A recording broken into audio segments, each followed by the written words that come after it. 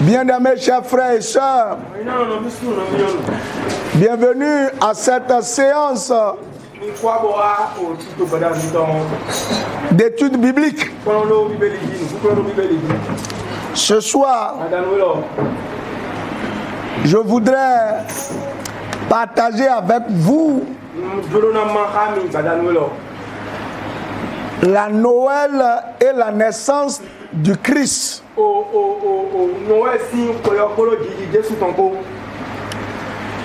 Et à la fin, nous allons voir quelle doit être notre attitude en cette période.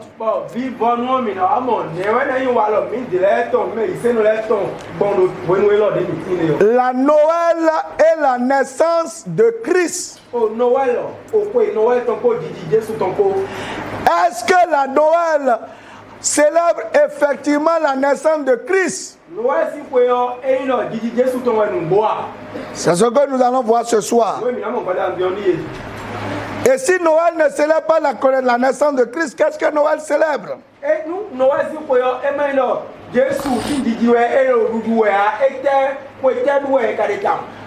Donc, premièrement, nous allons voir ce que Noël signifie. Ensuite, ce que la connaissance de la naissance de Christ signifie pour nous également. Et terminer par quelle doit être notre attitude. Bien-aimés, il y a beaucoup de chrétiens qui, depuis leur naissance jusqu'à leur mort, croient que Noël, effectivement, c'est le jour où Jésus est né.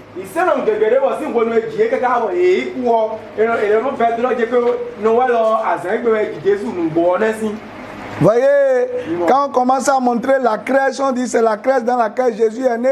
Et puis on dit que oui, on commence maintenant, c'est ça, annonce Noël, la naissance de Jésus.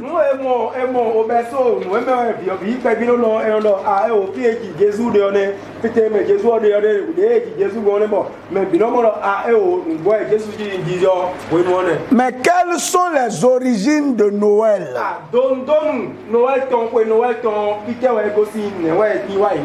Voyez, de tout le temps, l'homme a porté une attention particulière au cycle du soleil. Et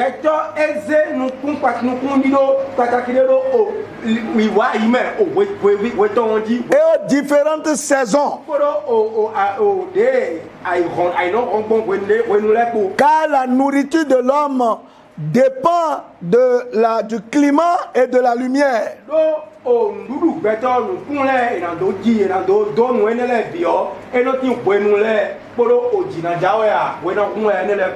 Et lors du solstice d'hiver, c'est-à-dire que la période d'hiver, ça part de décembre jusqu'à mi-février, que c'est fin février.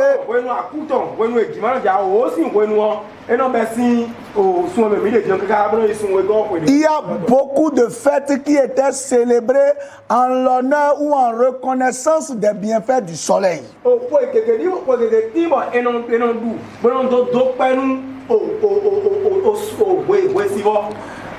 C'est-à-dire que bien avant même la naissance de Jésus, il y avait plusieurs fêtes que les gens fêtaient dans le monde. Mais ces fêtes, pour la plupart, c'était pour reconnaître que le soleil était le Dieu que les gens vénéraient et les gens voulaient quand même manifester leur reconnaissance.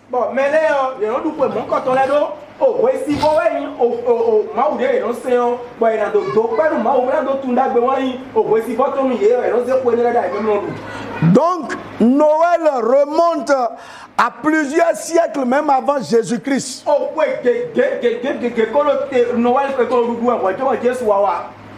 Et cela puise son inspiration dans trois grandes traditions populaires.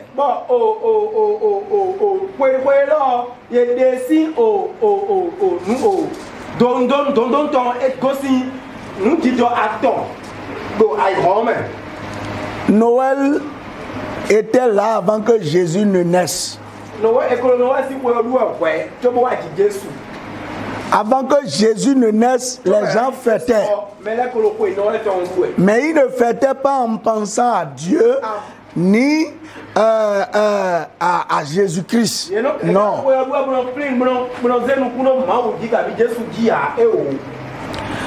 La première réalité populaire, c'est, on appelle une fête les Saturnales. Ça, c'est une fête romaine célébrée en l'honneur de Saturne,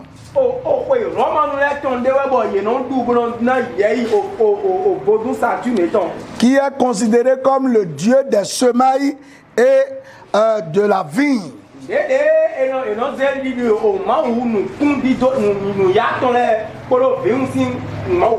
C'est-à-dire que les gens disaient c'est grâce à Saturne que nos semences ont pu germer, on a fait une bonne récolte, notre vigne a porté, et en ce jour-là, les gens faisaient une fête.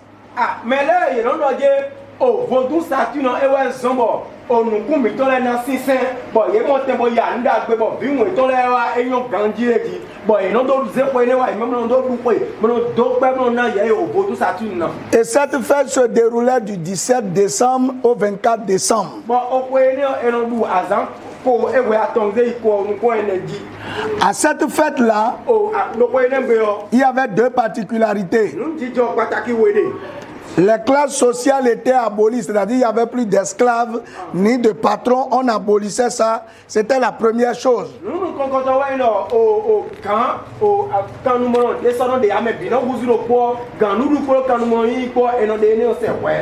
Et la deuxième chose, il y avait échange de cadeaux. Vous comprenez pourquoi à Noël on dit il faut faire cadeau aux enfants, il faut faire cadeau aux enfants. L'échange de cadeaux, c'est la reconnaissance non de la puissance de Dieu, mais de la puissance de Saturne qui a permis que les récoltes soient bonnes.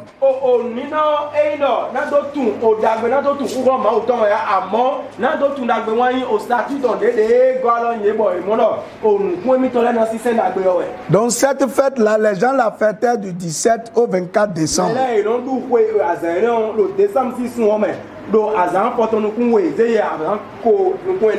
Le deuxième culte que les gens faisaient, c'est le culte de Mitra. C'est un culte perse. Dédié au dieu Mitra. Et ce dieu, son symbole, c'est la lumière et la vérité. Et on devait sacrifier des taureaux le 25 décembre.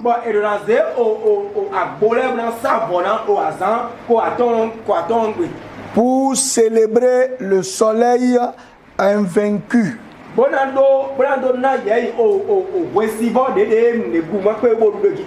le 25 décembre, c'était la fête de la célébration de la non-victoire. C'est-à-dire qu'on dit que personne ne peut vaincre le soleil dans le monde.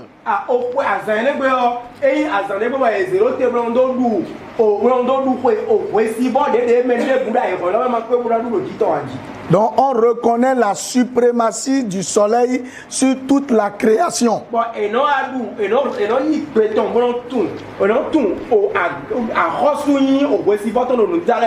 le jour là, il fallait immoler un taureau. Vous comprenez pourquoi on immole les animaux pour manger Noël? Troisième réalité populaire, c'était les fêtes de Yule. Ça, c'était les divinités germaniques, c'est-à-dire de l'Allemagne ou de l'Europe du Nord. Et pendant 12 nuits, on rendait hommage aux divinités nordiques.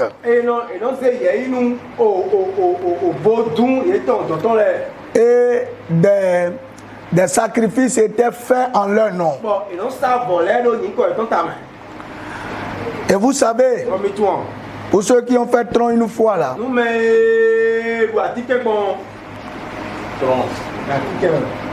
la fête de Noël est bien célébrée par les tam-trons mieux que même les chrétiens.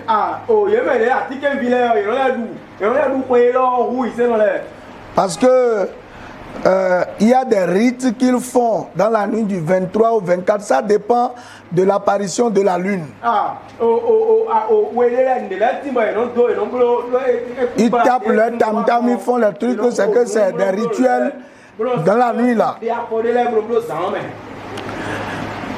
Toutes ces fêtes, c'était des fêtes païennes.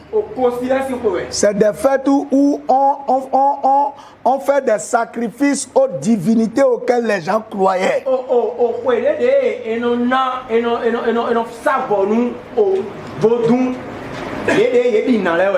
Mais comment est-ce que les chrétiens ont commencé à fêter Noël? Au deuxième siècle, parallèlement aux païens,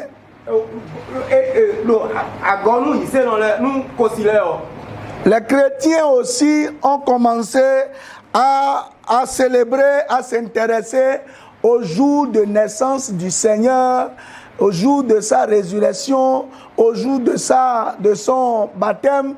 Ils ont voulu eux aussi commencer à trouver une fête pour se rappeler, parce qu'en réalité, personne ne sait exactement quand est-ce que Jésus est né. Personne.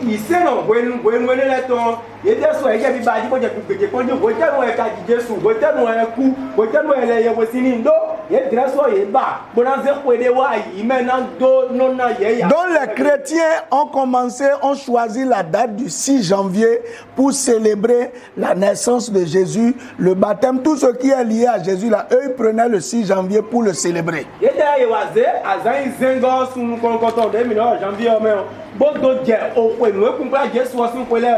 L'adoration des mages, que les mages sont venus faire, les bergers. 6 janvier, les chrétiens ont choisi ce jour-là. Eux aussi, comme les autres célébraient leur divinité, eux-mêmes, entre le 19 au 24 ou 25 selon le cas, même le 25, c'est la fête de Mitra même. C'est-à-dire que eux-mêmes, ils ont trouvé le 6 janvier comme la date de la célébration de la naissance de Jésus-Christ. C'est comme ça qu'ils ont choisi le jour.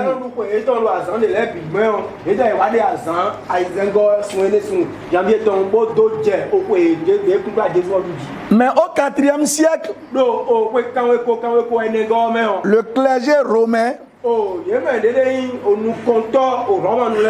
et l'empereur Constantin le Grand, ils ont mis fin au culte de Mitra et associent les anciennes fêtes païennes au christianisme.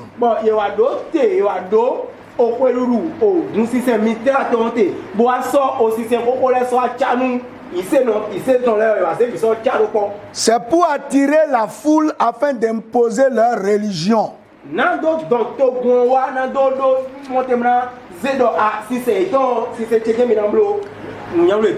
Et dès lors, l'Église d'Occident a distingué le 25 décembre qu'ils ont pris comme nativité et le 6 janvier comme épiphanie, c'est-à-dire que là où les mages sont venus adorer Jésus.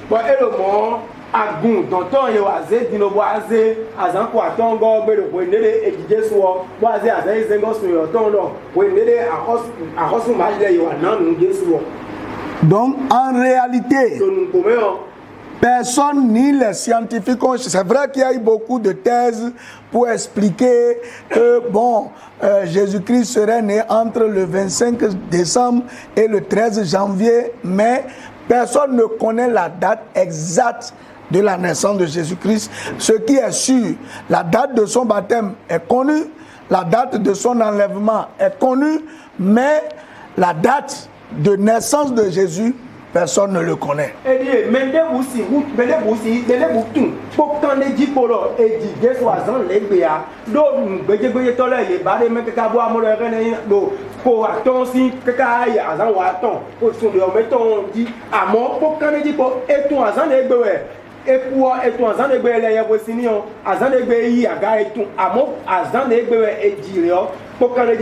Le premier jour de l'an selon Dieu,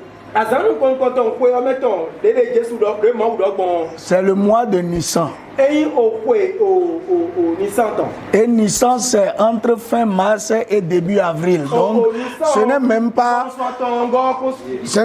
janvier. Janvier n'est pas le premier mois de l'année. Mais après, je vais vous expliquer comment ils ont pris ça en convention. Parce que chaque année a ses réalités. Et vous devez, l'année qu'on suit aujourd'hui, il y a des réalités, ça c'est l'année solaire.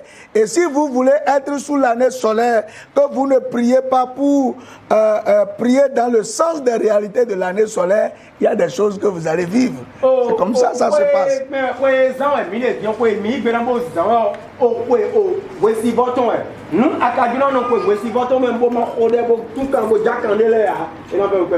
Donc, 25 décembre, ça n'a rien à voir avec la naissance de Jésus. C'est une fête de célébration des divinités païennes.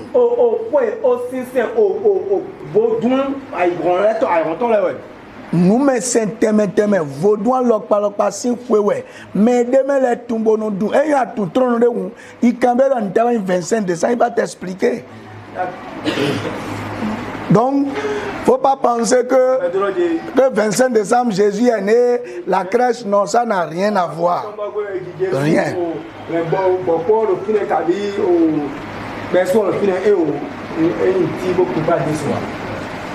C'est pour ça que quand les gens disent ah, 25, vous ne faites pas culte chez vous, quel culte on va faire? Il n'y a pas de culte. On va rendre culte à qui? Sur quelque chose qui est faux. On dit qu'on est en train de célébrer un anniversaire qui est faux. Quand quelqu'un qui est né vert,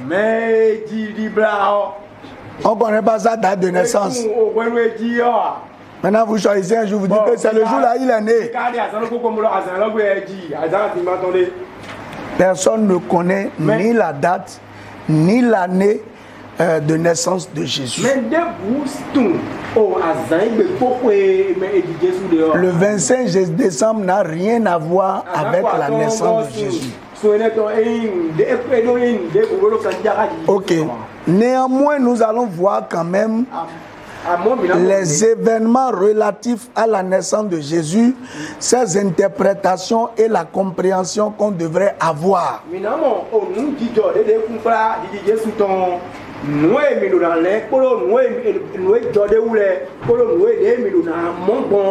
D'abord, dans la Bible, il y a seulement 2 livres qui ont parlé de la naissance de Jésus. Vrai comme ça.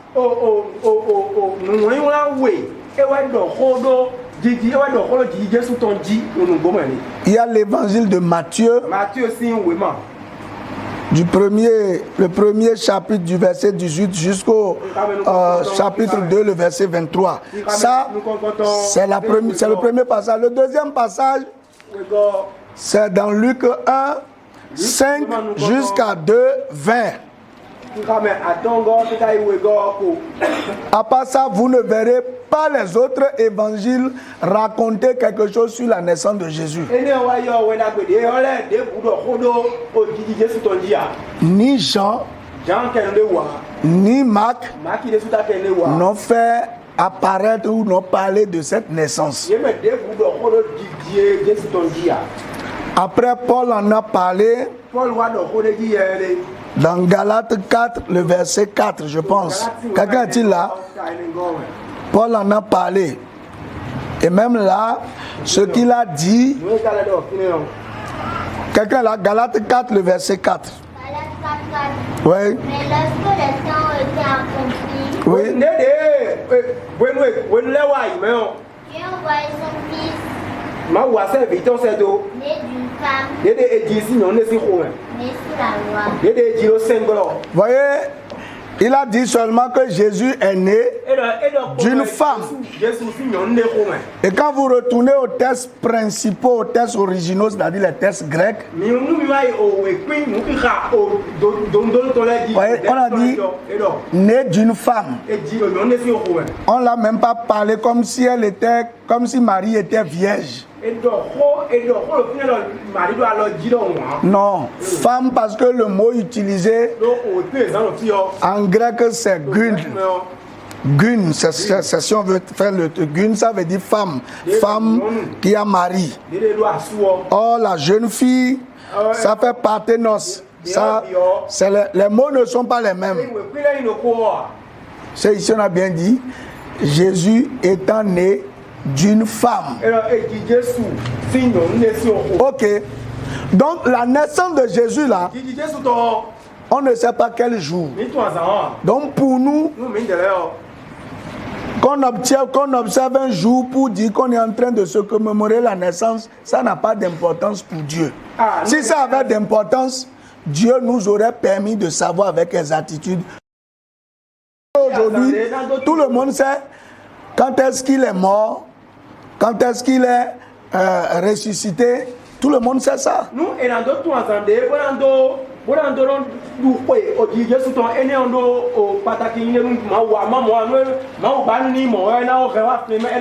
Mais l'histoire de la naissance de Jésus revêt quand même quelques vérités qui méritent d'être méditées. Et cela, on ne peut pas l'occulter. Et c'est ce que je veux qu'on voit, c'est-à-dire que Luc en a parlé autrement, et puis Matthieu aussi en a parlé autrement. Nous allons lire dans Matthieu, je veux le passage de Matthieu. Matthieu du chapitre 1 du verset 18 à 2, le verset 23. C'est un peu long, ça fait 48 versets, mais c'est important. Ça résume toute l'histoire concernant la naissance de Jésus. Amen. Amen. Vous voyez, c'est vrai, Jésus est né. Et dans le processus de naissance de Jésus, Matthieu a raconté le processus de naissance de Jésus.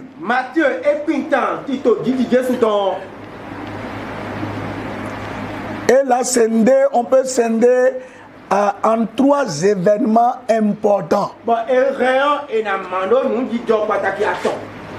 Le premier événement, c'est l'annonce de la conception de Jésus par le Saint-Esprit à Joseph par un ange. Vous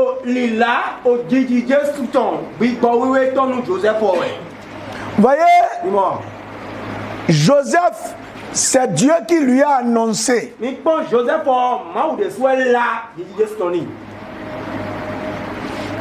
Deuxième chose, nous avions vu la visite des mages.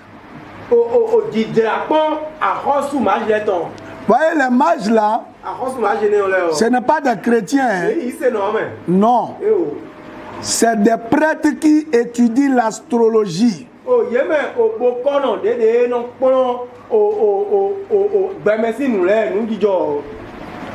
C'est vrai que, vous voyez, on dit souvent qu'ils sont 3, mais on n'a pas précisé le nombre ici. On a dit les mages. Parce que dans le fond, c'est à cause des 3 cadeaux qu'on suppose que c'est 3 personnes. Vous voyez, la naissance de Jésus a porté un message aux mages. Aux rois mages. Bon, pas les rois, parce que c'est les mages. On ne peut pas les appeler rois.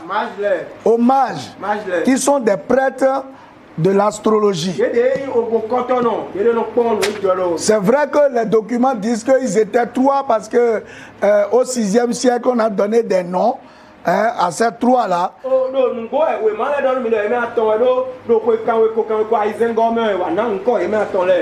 on a parlé de Melchior, Balthazar et Gaspard. Mais la Bible n'a pas fait mention. On a dit les mages, on n'a pas dit le nombre. Mais un fait que Matthieu a sorti, on va revenir sur ça, c'est que à la naissance de Jésus, les mages ont compris que quelqu'un était né. Matthieu de ton bon, et la troisième chose dont il a parlé, parce que quand vous lisez l'histoire bien, c'est la fuite de Jésus vers l'Égypte. On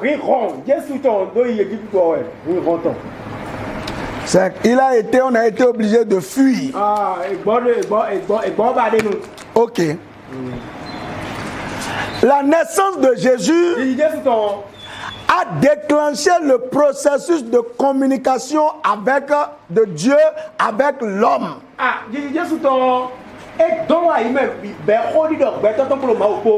Voyez, il y avait un silence. Depuis le dernier livre qui est Malachie, d'à peu près 400 ans, Dieu n'avait plus parlé. Mais l'arrivée de Jésus-Christ, c'est que la communication de Dieu avec l'homme a été ouverte. Si Malachie,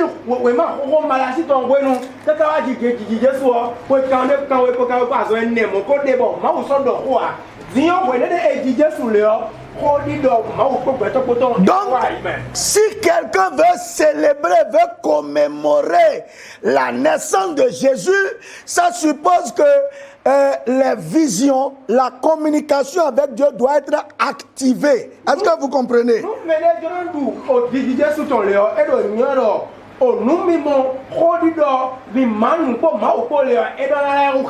Naissance de Jésus égale activation de la communication de Dieu avec l'homme.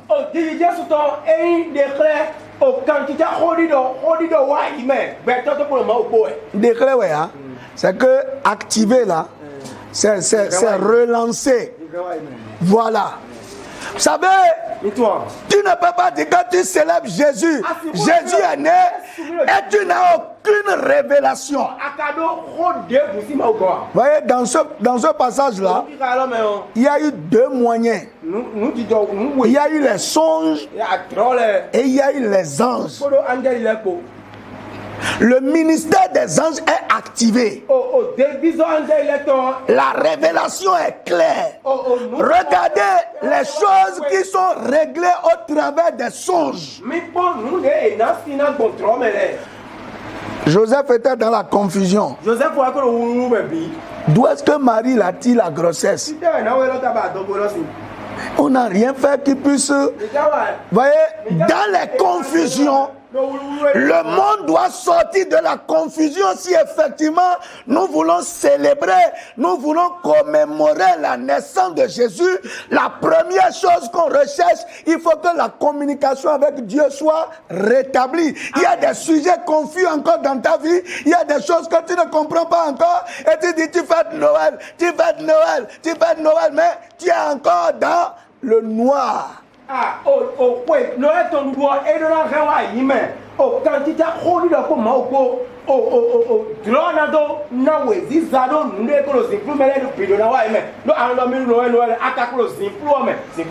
Voyez, depuis là, quand tu commences une affaire, ça ne marche pas.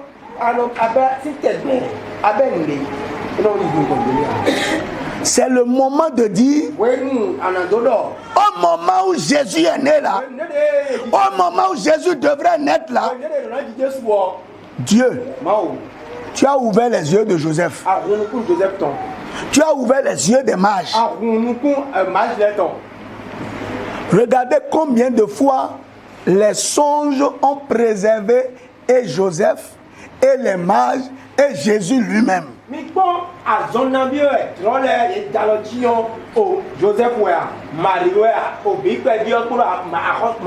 Plus loin, quand Joseph est revenu, là où il va rester là, c'est Dieu qui lui a dit, on a besoin de la révélation. Mes frères, nous, notre problème n'est pas de manger. Non, j'ai besoin de la révélation. Seigneur, tu dois me montrer là où je dois aller, ce que je dois faire pour que ma vie décolle là. Tu dois me révéler. C'est ça la naissance. La naissance, c'est ce que nous avions lu, ou bien on a lu l'histoire. Je ne dis rien de bizarre. C'est ce que nous avons lu que je dis. Deuxième chose, on a vu le ministère des anges qui a été déclenché. Est-ce que vous savez qu'il y a des milliards d'anges qui sont au service des hommes, qui n'attendent que tu les mettes en mouvement? Est-ce que vous le savez? Les anges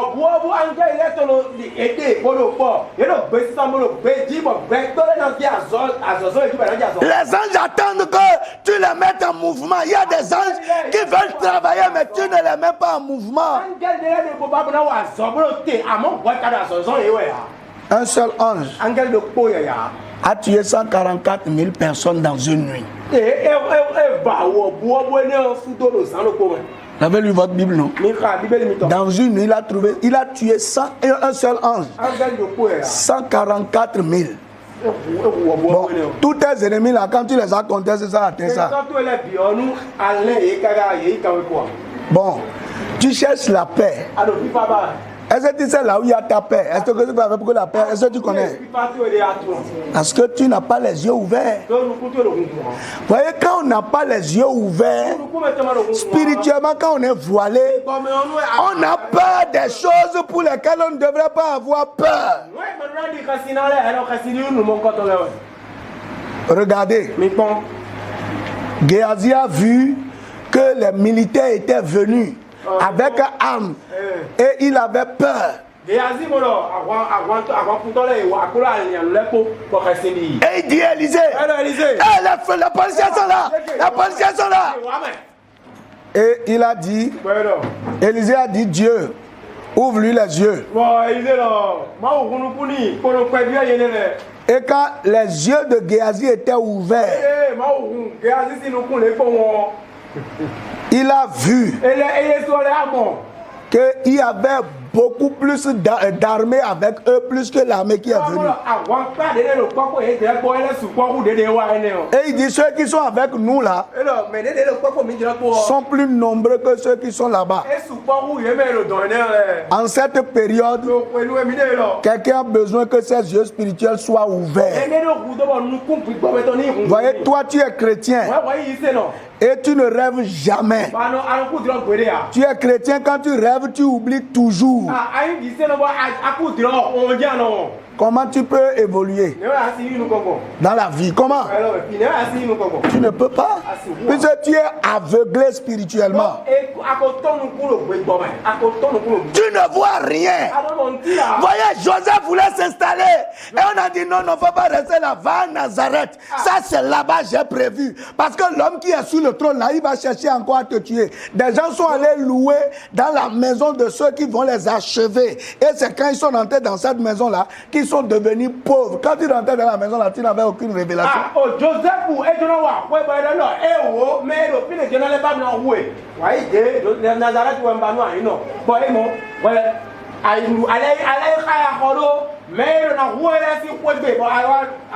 Il y a des gens, tout le problème que tu as, c'est là où tu es.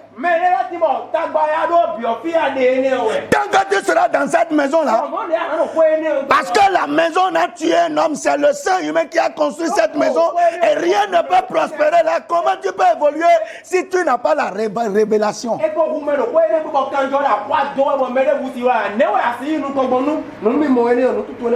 La célébration de la naissance de Jésus, c'est l'activation de la vue spirituelle.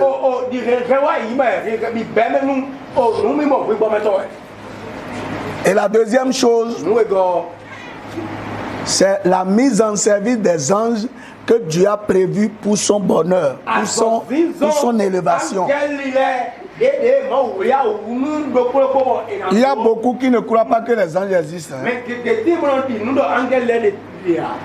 Ils ne croient pas. Et ils ne savent pas qu'on peut commander les anges. Les anges sont à notre service.